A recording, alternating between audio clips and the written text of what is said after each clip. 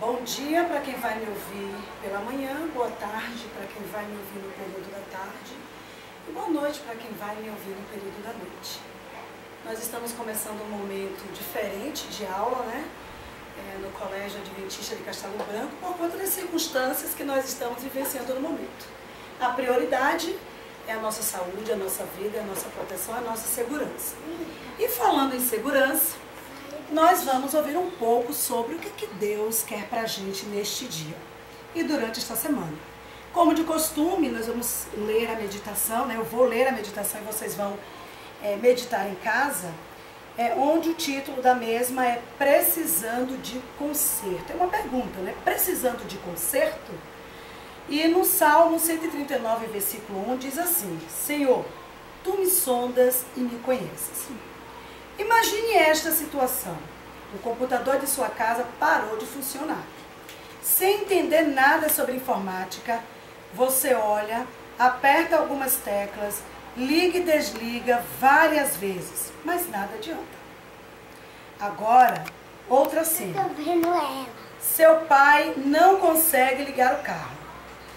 Conhecendo muito pouco de mecânica, ele abre o capô e observa o motor, mas não faz ideia de qual poderia ser o problema. Esses dois casos seriam muito diferentes se pessoas que conhecem do assunto estivessem presentes. Um técnico de informática e um mecânico saberia exatamente o que fazer. Você não é um computador, nem tem motor como um carro, mas às vezes também pode precisar de um conserto ou de um empurrãozinho. Assim como é necessário conhecer sobre informática para conseguir consertar um computador, e somente alguém que saiba tudo sobre você seria capaz de ajudar a solucionar os seus problemas. No seu caso, há uma vantagem, pois você pode receber um suporte técnico vindo diretamente do fabricante. Quem melhor do que o inventor do computador para resolver um problema de informática? Quem melhor do que Deus, que criou com as próprias mãos para cuidar de você e de mim? A Bíblia conta que Deus sabe todas as coisas. Ele também sabe tudo sobre você, até mesmo quantos fios de cabelo há na sua cabeça. Não importa o que esteja acontecendo, Ele é a melhor pessoa para ajudar. Além de ter sido seu Criador, Ele também foi e é o seu Salvador, que deu a própria vida por amor à humanidade. Se você precisa de um conserto, nem que seja um simples ajuste sequer, faça contato gratuito por meio de uma oração e peça ajuda do melhor especialista que pode existir. O entendimento é imediato e a satisfação é garantida. No momento em que nós estamos vivendo, é interessante que, além de todos os cuidados que nós já estamos tomando, confiarmos também naquele que sabe de todas as coisas e que tem o controle da história. É por isso que nós não estamos no contato no dia a dia, mas aonde quer que nós estejamos, estamos orando também por cada um de vocês, pelos familiares de vocês, para que tudo esteja sob o comando do nosso Criador. Que Deus possa abençoar a semana de vocês, esses dias que nós estaremos afastados. E é mais do que óbvio, nós não estamos em coluna de férias. Nós estamos apenas em um dia, em uma semana, em alguns dias, diferente do comum. E é para este momento que nós vamos agora, né, fazer uma pequena oração e dar início aí, continuidade aos nossos conteúdos que ficaram pausados, né, até tomarmos as devidas providências. Portanto, oremos. Pai querido, nós queremos te agradecer por todos os cuidados, nós queremos te agradecer pelas bênçãos e porque até aqui nós temos certeza que anjos estão acampados ao redor de cada um de nós. Proteja as nossas vidas, os nossos familiares, os nossos amigos e não deixe que a aflição tome conta das nossas vidas. Nos dê também, Senhor, a responsabilidade de ouvir os conselhos vindos dos médicos, dos noticiários e também obedecer às devidas providências. Continua conosco em nome de Jesus. Amém. Bem, aulas passadas nós falávamos sobre conceito de poder. Vocês já viram sobre o conceito de poder, né? Várias vezes em sala de aula, só para a gente ganhar a sequência do conteúdo. Nós também falamos sobre o G8, o G7, por que nós falamos sobre o G7 mais a Rússia. E falamos também sobre o conflito que a Rússia viveu e foi afastada aí do G7 por um período, né? Nós falamos também sobre a influência mundial que este grupo exerce aos demais países. Falamos também sobre a influência que o grupo G8 exerce, né, nas demais nações. E falamos também sobre a OEA, o seu contexto histórico, falamos sobre o compromisso da OEA, falamos a diferença entre a OEA e a ONU, falamos também sobre os documentos que foram criados por ocasião da fundação deste órgão. Nós falamos sobre o afastamento de Cuba em relação ao OEA, o que foi que aconteceu, por que Cuba teve que ficar afastado de todos os projetos deste grupo. Nós falamos também sobre novos objetivos que foram associados ao objetivo principal da OEA. Falamos sobre as suas estruturas, né, e qual a sua atuação, quais os seus objetivos. Falamos sobre, na atualidade, o que foi que a OEA fez, o que é que ela tem feito, né, diante das diversidades, dos problemas, dos conflitos. Falamos também sobre a atuação da OEA em algumas partes do continente americano. E, por fim, paramos no G20, né? E nós agora vamos entender um pouco o que é o G20, a sua divisória, como ele atua, enfim. Então vamos lá. Já vimos que o G20 é um grupo de 20 países, constituído aí por ministro da Economia, presidente de bancos centrais, né, de 19 países de economia mais desenvolvidos do mundo. E temos também a participação da União Europeia neste grupo. Esse grupo foi criado no ano de 1999, na esteira de várias crises econômicas da década de 90, e o G20 é uma espécie de fórum aí que vai cooperar com a consulta de assuntos financeiros internacionais.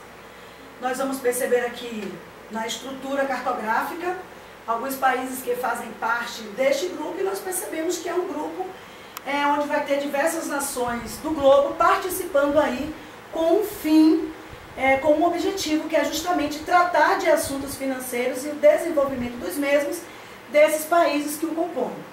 Então nós temos aqui na América o Canadá, os Estados Unidos e o México, na América Central e na América do Norte, e nós temos aqui a Argentina e o Brasil na América do Sul, fazendo parte aí dessa organização. Nós temos no continente europeu a Turquia, a Alemanha, né, a União Europeia, a Grã-Bretanha, a França e Itália. Nós temos no continente africano a África do Sul. Nós temos a Rússia na Ásia, a Coreia do Sul, Japão, China. Nós temos também aqui no Sudeste Asiático a Indonésia. E no sul da Ásia a Índia e a Austrália no continente da Oceania.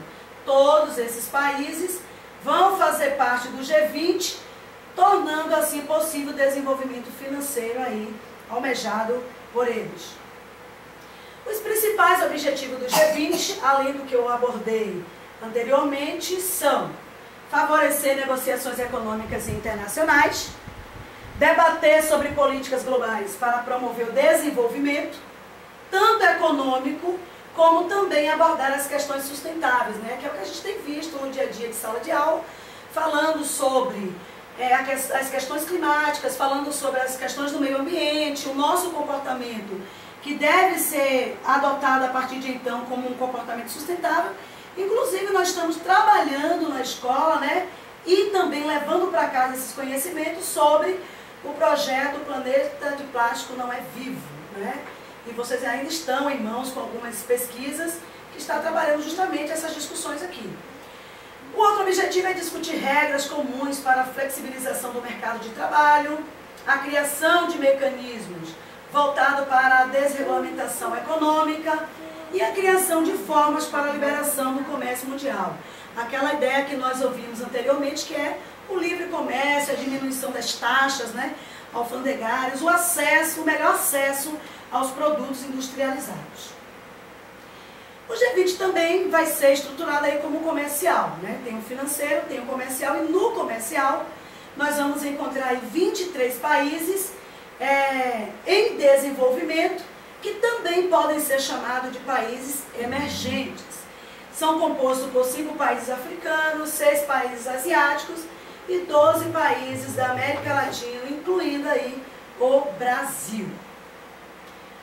O tema que vai ser abordado no G20 comercial principal vai ser a agricultura, que é justamente o setor de desenvolvimento dos países emergentes, bem como também o fim dos subsídios, né? O que são esses subsídios? São ajudas financeiras que os países desenvolvidos fornecem para os agricultores, para o setor da agricultura em seus territórios, porém, existe por trás desse subsídio, dessa ajuda de custo, um lucro e uma competitividade no mercado de forma diferente ou desigual. Porque nos países emergentes, esse subsídio não é uma doação feita pelo governo. Os detentores do desenvolvimento da agricultura, eles vão obter esse dinheiro, essa ajuda de custo, porém como um empréstimo que será desenvolvido posterior à colheita e à venda dessas safras. Então, a luta no G20 comercial é tirar esse subsídio para que a competitividade no mercado seja de forma igualitária, né? Que haja uma equidade aí nos preços e no acesso a esses produtos. O grupo apresenta a proposta de desenvolvimento para os países membros e também, além da discussão sobre o desenvolvimento da agricultura e o fim dos subsídios, eles também discutem aí a questão de debates em relação à política e à economia mundial. O objetivo dessas discussões é justamente inseri-los de forma igualitária em relação aos outros. Claro e óbvio que a gente já conhece de forma subjetiva dentro desse conteúdo que existe aquela divisão entre países que são desenvolvidos e detentores da tecnologia do setor secundário e os países que são emergentes, detentores do setor primário, né, e dependente dessa tecnologia. Então essa independência, essa interdependência entre eles sempre vão existir. A questão que vai ser discutida no G20 comercial é a competitividade dos produtos semelhantes dos países desenvolvidos, dos países emergentes, nas prateleiras, né, nas lojas, com uma diferença menor, né, com um grau de diferença de preço e até mesmo de qualidade de forma diminuída. O financeiro, ele vai ter aí uma composição também de países membros e vai ser agregado a esse grupo o G8 e mais 11 países emergentes. Entre eles nós vamos encontrar o Brasil, a Índia e a China. Por último, nós vamos encontrar aí a União Europeia compondo também este grupo. Ele vai ter grande importância, né, uma vez que todos os países juntos compõem 90% do PIB e 80% do comércio mundial. Então, o poder dentro do G20 vai estar concentrado aqui no G20 financeiro, tanto pela presença do G8, tanto pela presença da União Europeia. Por fim, eles vão buscar o desenvolvimento entre si e o objetivo crucial, além do desenvolvimento econômico e político, buscar aí um desenvolvimento que corresponda um número significativo aí do PIB entre eles, né? Principalmente aí na colocação do comércio mundial. A cada ano vai se renovar a presidência deste grupo. O Brasil já exerceu a presidência durante aí, sua gestão, propondo 3 temas para serem discutidos. Entre os temas propostos pelo Brasil estão energia limpa, competição no mercado financeiro e o desenvolvimento econômico, elementos fiscais e de crescimento e de desenvolvimento. Então, quando o Brasil liderou a presidência deste grupo, essas foram as propostas trazidas por ele para serem discutidas e serem votadas aí e aceitas pelos membros. Atualmente, nós vamos encontrar aí a França, né, atuando no G20 financeiro e com certeza trazendo também aí diversas propostas para serem aceitas e discutidas, né, e desenvolvidas entre os seus países membros. Quando eu falo atualmente, eu vou trazer um dado aí a partir de 2011, né?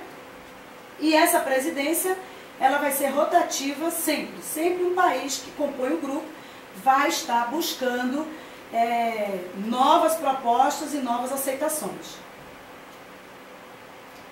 Ou se tratar de uma organização onde se encontra os principais líderes mundiais, né, o G7 e a União Europeia, esses países eles vão trazer a questão daqueles que mais degradam o meio ambiente e os que mais acentuam as desigualdades sociais, né? E vão apresentar também, dentre esses temas, os diversos protestos que são feitos aí no encontro do G20. Dentro do G20, por conta que a sua demanda é o desenvolvimento econômico e político, logo vai ter os pontos negativos, que são as desigualdades sociais e a degradação do meio ambiente, uma vez que, quando eu falo dos países desenvolvidos, dominadores, né, da tecnologia, dominadores do setor industriário, eu estou falando de uma nação em que seus recursos naturais já são bem diminuídos por conta dos avanços do processo de urbanização e de instalação de multinacionais e transnacionais e até mesmo das moradias para dar atenção àqueles que necessitam, e eles vão em busca agora da matéria-prima que são fornecidas pelos países emergentes. E esses países emergentes, por sua vez, também vão degradar o meio ambiente para desenvolver aí todo esse recurso de culturas voltado para o setor alimentício e culturas que são voltadas para outros setores, como a questão da indústria, têxteis, entre outros, né?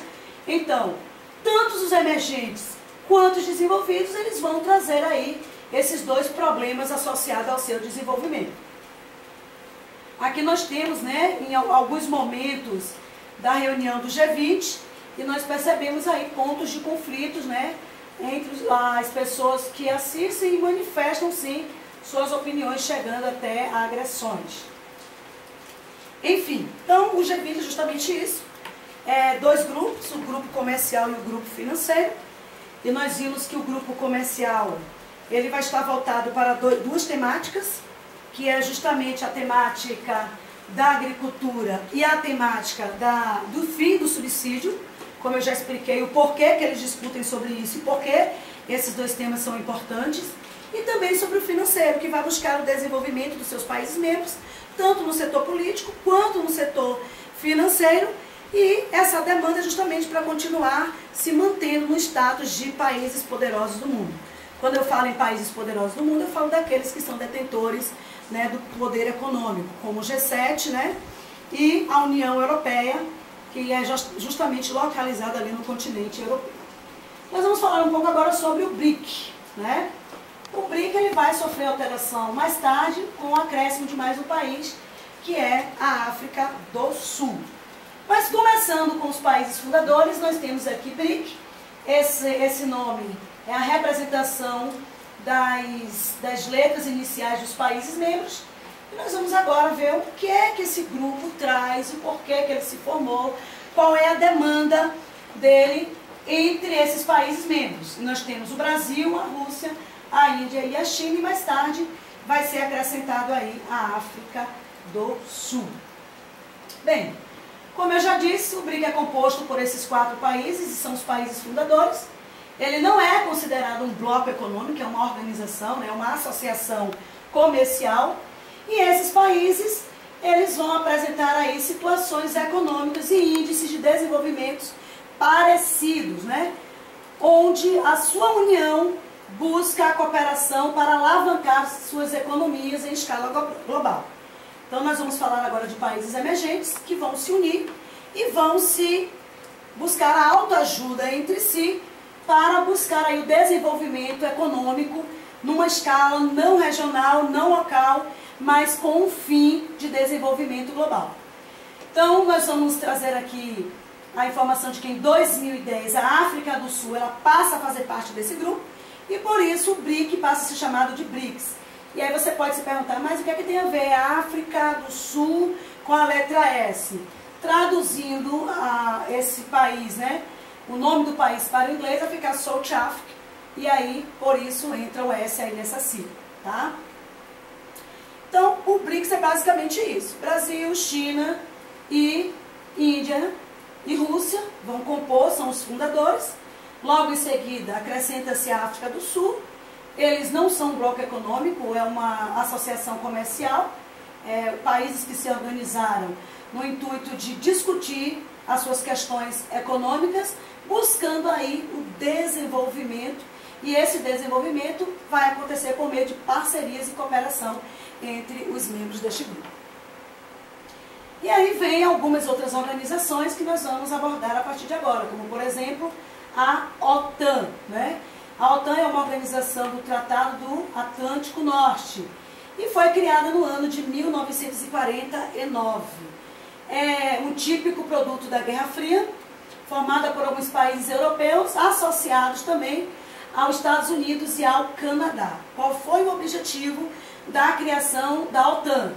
Era justamente a criação de uma aliança militar que pudesse aí contrapor as forças da União Soviética, que nós chamamos hoje de Rússia. E a atuação era impedir justamente a influência da Rússia dentro do continente europeu, e você já conhece, né, porque a gente já discutiu em sala de aula, a questão da Guerra Fria e o que foi discutido na Guerra Fria, que foi os poderes, né, econômicos, o sistema econômico e político, foi o socialismo e o capitalismo, onde a Rússia ela tinha por objetivo disseminar no mundo, né, o seu sistema, que era o sistema socialista. Então a OTAN ela foi criada justamente utilizando a força militar para impedir a influência da Rússia, tanto no continente europeu, principalmente no continente europeu e em demais outras áreas aí do globo. Foi organizada aí pelo Pacto de Varsóvia, né, e o ex-falecimento da antiga, né, União Soviética e a dissolução do Pacto de Varsóvia foi que esse grupo perdeu o sentido, né? Ou seja, com a dissolução aí do objetivo da ampliação do sistema socialista, não houve mais o sentido de manter esse grupo tão atuante. Isso não quer dizer que houve a extinção em sua totalidade, mas sim, eu vou dizer, um adormecimento desse grupo, caso necessite, ele volta a atuar mais uma vez. No entanto, reforçando o que eu disse, essa aliança militar tinha por objetivo contrapor as forças da antiga União Soviética.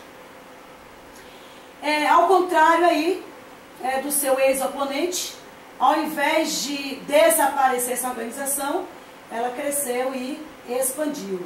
Quem é o contrário? Quem é esse ex-oponente? É justamente o Pacto de Varsóvia, né? É justamente ele que é o oponente aí da OTAN. Nós vamos perceber que os objetivos vão mudar. Como eu disse, o grupo não foi extinto. Hoje, desde o século XIX, século XXI, seus principais objetivos lutar contra o terrorismo e as armas de destruição em massa, né? E vai configurar aí um alinhamento com as prioridades definidas pelos Estados Unidos. Então, anteriormente, a OTAN ela tinha por objetivo impedir o avanço da União Soviética, pelos fins nas quais eu já citei, e na atualidade muda-se o objetivo. Ele não vai mais estar preocupado com o objetivo inicial, que é justamente a expansão e os objetivos da União Soviética, porém ele vai hoje atuar com uma forma bem mais, eu vou dizer, bem mais diplomática, no sentido de combater o terrorismo e no sentido de combater aí a destruição em massa. E hoje todos os seus objetivos vão estar alinhados aí aos Estados Unidos. Por outro lado, nós vamos encontrar a OTAN não concordando com a intenção dos Estados Unidos de fazer uma guerra preventiva. Contra quem? Contra o Iraque e principalmente em oposição à França, à Alemanha e à Bélgica. Este fato leva aí uma oposição dos Estados Unidos contra a Alemanha de ter um cargo permanente no Conselho de Segurança, né? Claro e óbvio que se nós formos analisar essas falas, nós vamos precisar retornar à Primeira Guerra Mundial, à Segunda Guerra Mundial, à Guerra Fria, para entender o porquê de oposição a alguns países e também o porquê da não inserção da Alemanha aí como cargo permanente no Conselho de Segurança da ONU. A OPEP, nós também já demos uma pincelada e sabemos que é a Organização dos Países Exportadores de Petróleo. Eles vão ter por objetivo aí fazer o processo de extração, de comercialização, né, desses combustíveis fósseis, e vamos encontrar aí alguns países que vão se destacar neste grupo, como por exemplo a Arábia Saudita, o Irã, o Iraque, a Venezuela e o Kuwait. E vai também participar desse grupo a Argélia, o Catar, o Emirados Árabes, o Gabão, a Indonésia e a Líbia. Ele vai procurar controlar a produção e os preços do petróleo de forma global, né? É um exemplo verdadeiro de cartel do petróleo. As nações que formam a OPEP, apesar de possuírem grandes reservas de petróleo e integrar aí o grupo dos... apesar de possuírem as grandes reservas de petróleo, elas integram o grupo dos países subdesenvolvidos ou emergentes, né? Como eu já falei. O termo subdesenvolvido a gente fala, mas o mais correto é dizer em desenvolvimento ou emergente. E fica naquele critério que nós já discutimos. São os maiores possuidores, mas são os menores consumidores, né? Exportando o seu produto para os grandes detentores aí do setor secundário.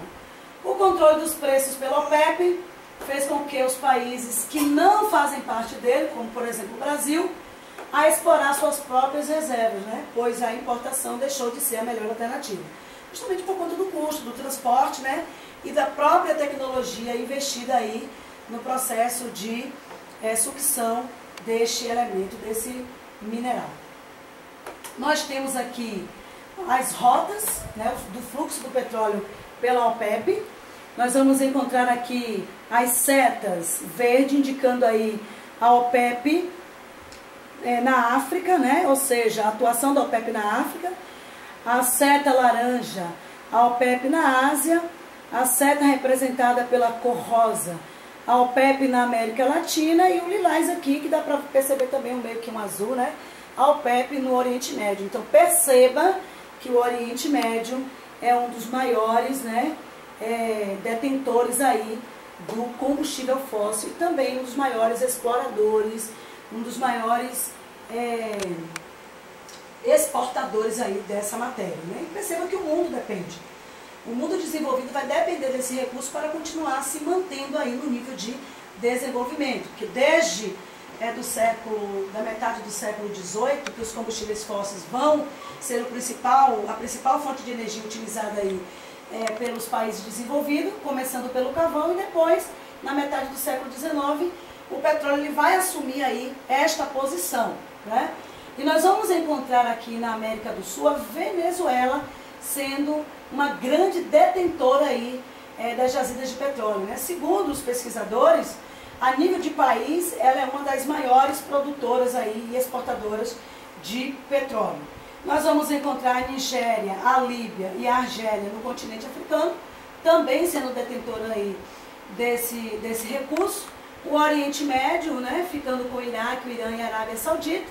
Nós vamos encontrar aqui a Indonésia também dando a sua participação. E nós vamos encontrar aí o Japão e os Estados Unidos como um dos maiores consumidores dessa fonte de energia. Lembrando a vocês que hoje busca-se fonte de energia alternativa por conta das problemáticas que envolvem o consumo de combustíveis fósseis, né? Nós falamos sobre o aquecimento global, nós falamos sobre a chuva ácida, nós falamos sobre as inversões térmicas, que são doencinhas atmosféricas que foram inseridas no nosso globo aí por conta do consumo dessas fontes. Hoje ainda nós não podemos anulá-las, mas podemos aí de fato substituí-las em grande parte para que esses problemas sejam amenizados e nós não venhamos sofrer danos maiores. Bons estudos para vocês, né? E não é o poder que corrompe o homem, é o homem que corrompe o poder. Fica aí para a gente refletir sobre essa temática. Claro e óbvio que se nós estivéssemos no tete-a-tete, nós iríamos abrir aí diversas discussões, vocês iam trazer aí diversos conhecimentos, mas como nós não estamos, vocês têm o meu WhatsApp, vocês têm minhas redes sociais, qualquer dúvida, mande pergunta, mande pelo e-mail, e aconselho que vocês deem uma lida aí no capítulo 2 do livro didático de vocês e respondam essas atividades. Quem não respondeu e quem já respondeu, já fizemos as devidas correções. Breve estarei enviando algumas atividades para que nós possamos recapitular os nossos conhecimentos. Tenham um bom dia para quem me assiste durante a manhã, uma boa tarde pela tarde, boa noite para quem estiver me assistindo à noite, e que vocês possam de fato estar interessados em buscar o conhecimento em aonde e em qualquer lugar que vocês estejam. Beijo da prova.